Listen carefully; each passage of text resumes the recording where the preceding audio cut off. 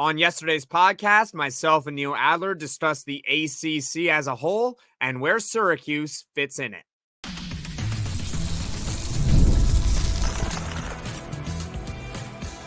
You are Locked On Syracuse, your daily podcast on the Syracuse Orange, part of the Locked On Podcast Network, your team every day.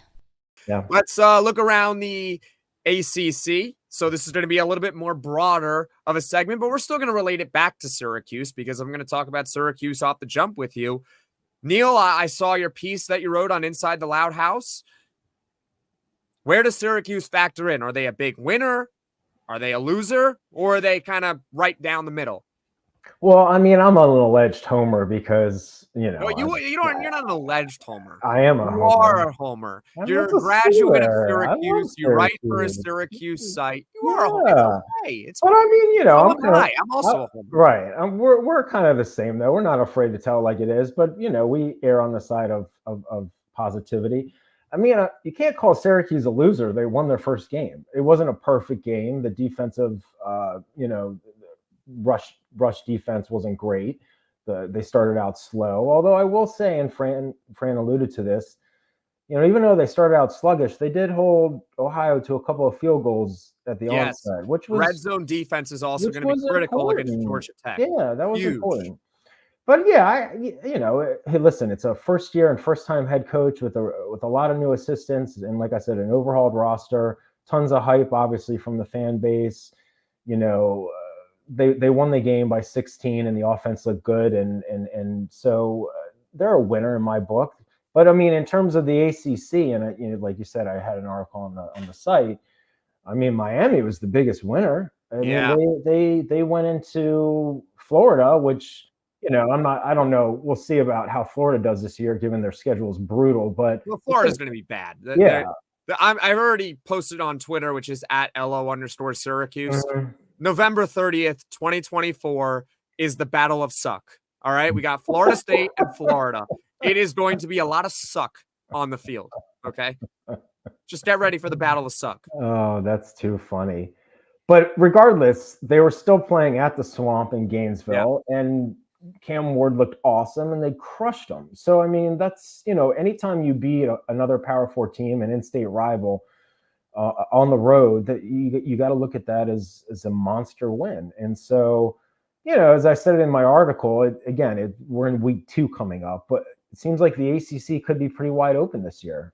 Maybe Miami's the team to beat.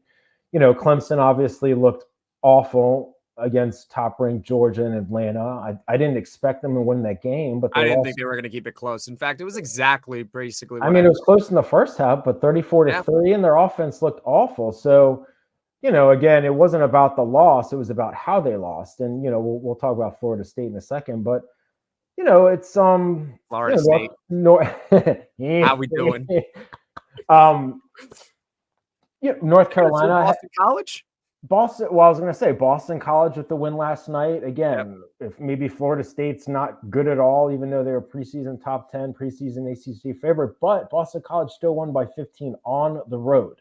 You can't take that away from them, regardless of FSU. You know, North Carolina won at Minnesota. Minnesota had a chance to win it at the end. I think they missed I don't remember how long the field goal was, but they had a chance to win around 40, I think. Yeah. So, you know, but again, beating a Power 4 team on the road is it's good. It's good. So, you know, Virginia Tech stumbled at Vanderbilt in overtime, and you know, a lot of the other teams, including NC State, which came in a top 25 team, they won handily at home against less, you know. I'll push back on you on that. They didn't really win handily. Okay. They were losing going into the fourth quarter against an FCS team. That's fair. I think they won did they end up winning by 14 or 17? The final margin of victory is not indicative of how that game 100%. I had them in the neutral area. Maybe I could have put them in the loser. I would put them on the neutral area. I had them in the neutral with they're like on the lower end of neutral. Okay, fair. I mean, you know, if you win the game, you can't be a loser. You win the game, you can't be a loser. But like the fact that you're trailing to an FCS team, FCS, right? All right, not FBS, FCS, right? You're losing to them going into the fourth quarter. You won. I can't take that away from them. But They did not look great. So I'm on the lower end of them for NC State, but still, you won the game. You can't really be a big loser if you win a game.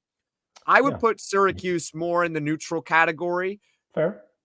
But like higher than where NC State would be because they played against a tougher team. And really, there was one aspect of the game they weren't good at. And that was the run defense. That was it. But it was so bad to where I have to kind of knock them down. I can't call them a big winner. That's fair. If they actually held them, I would put them as a big winner because they would have probably blown the doors off of Ohio. So I put them more in the neutral category, but still kind of on the upper end of neutral because you won pretty handily against Ohio, which is a good group of 5 team. They're a good team. They've won 10 games the last 2 years. Not combined, 10 games each. Let's talk about Florida State. Okay. I kind of wish that Syracuse was playing Florida State. I wish it. They stink. They're terrible. I don't know what they're going to do. I mean, I watched the Locked On Seminoles live stream last night and this morning with Brian Smith. He does a great job there. I've had him on the podcast a few times, talk about recruiting, but he runs the Locked On Seminoles channel. That fan base is in shambles. They're like, are we going to be a bowl team this year? Like, are they going to go 6-6? Like,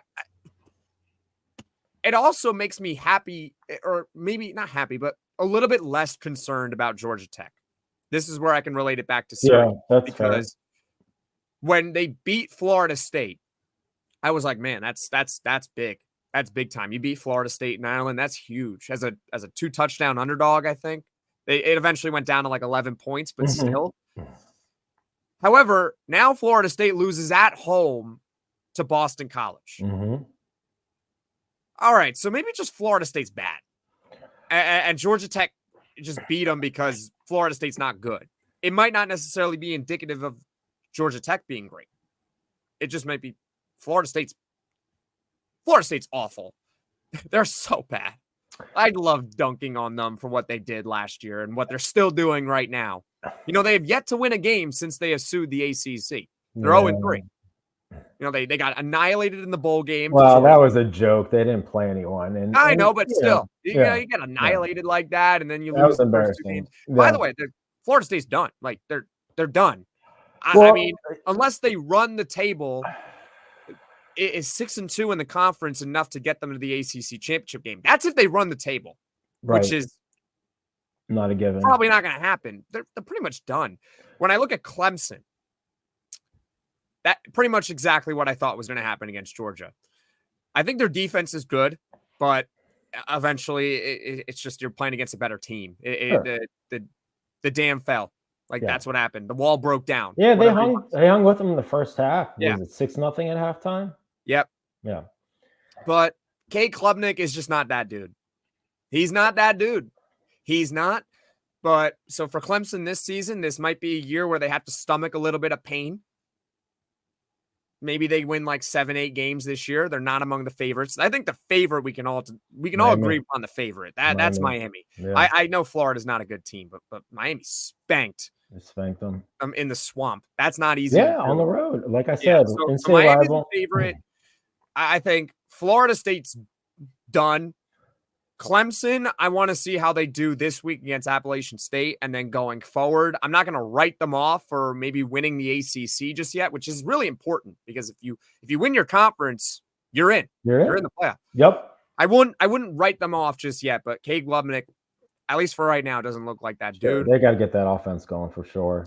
Yep. And so, Syracuse, we talked all along about this easy schedule that we got, and we killed off the teams, Florida State and Clemson, but we didn't kill off the idea because they might have just been replaced by Georgia Tech and Boston College. Who knows? The thing with Florida State and Clemson, as we've talked about, I don't feel, I tend to root for ACC teams and old Big East teams when they weren't playing Syracuse, but given they're suing the ACC to go other conferences, I don't feel super bad for them. But putting that to the side, Clemson lost, but it wasn't an ACC loss. So for Florida State, as you mentioned, they're 0-2 in the conference now. Conference, that's the big thing. I honestly don't know off the top of my head what their non-conference is like, but run the table in the ACC to get that automatic bid, because I don't know if they're going to get it. They wouldn't get it necessarily be in play for an at-large bid with 2 losses already. The only way the only silver lining for an at-large bid is, first of all, they're going to have to win 10 straight. Right. If they don't make the ACC championship game because they lost those 2 games in conference, then their argument is like, we started off really poorly, but we won 10 straight. Now we look really good. Yeah. It's peaking at the right time. Right, and with the committee, there is a little bit of recency bias to it. Sure. That's the quote unquote season is not over for Florida State, but it's effectively over. Like, I don't see them winning. They're in a bad spot. They're freaking out about making a bowl game right now. I mean, well, it's early, so we'll see about all that. But I agree they're in a bad spot. Yeah, like I said, I agree with you about Miami and the rest of Georgia Tech. How's Louisville going to be? Is Pittsburgh going to be better? What's BC going to be like? What's Syracuse going to be like? I mean, it's just so. And then you got all the new guys. I don't think Stanford's going to be particularly good, but SMU, even though they struggled in week 0, they're 2-0. Cal's 1-0. So who the heck knows, man? It's going to be a fun year.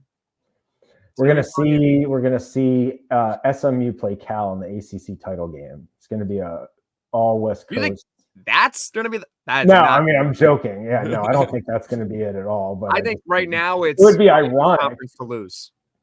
What's that? I think it's Miami's conference to lose. Okay. What would be really cool is if we're both 11-0 and we were playing Miami in the final week of the season, and that would be really cool. I don't necessarily think that's going to happen where we're both 11-0, but that would be really cool. Game day. Oh, that'd be great. I'd love game day needs to come to Syracuse one day. We need game day. All right. You think it might happen this year? I don't know. You got to be good enough. You got to be good enough for it. You got to be good enough, and you also need to be a team that can generate a lot of ratings. At the end of that's what it comes down to. Yeah, it's part of it. It's where you are in the season, who you're playing, and then frankly, what other games are there. Yeah. But I would say if both teams are 11-0 or one team is 10-1 in that final game of the season, both highly ranked, then you can get a game day. Yeah. Right. Because both teams you would figure are quote unquote good enough, and I think that game would get good ratings. I think it would. If they're both really good, then that game would get ratings. That'd be fun. But you know how these television makers, they're about making money. They're gonna do. There's a reason why a lot of times an SEC team is usually featured. There's a reason for it. Yeah. So hopefully we can get game day. I would love it. Neil, thank you so much for taking the time. Thank you, brother. Appreciate it, Jackson.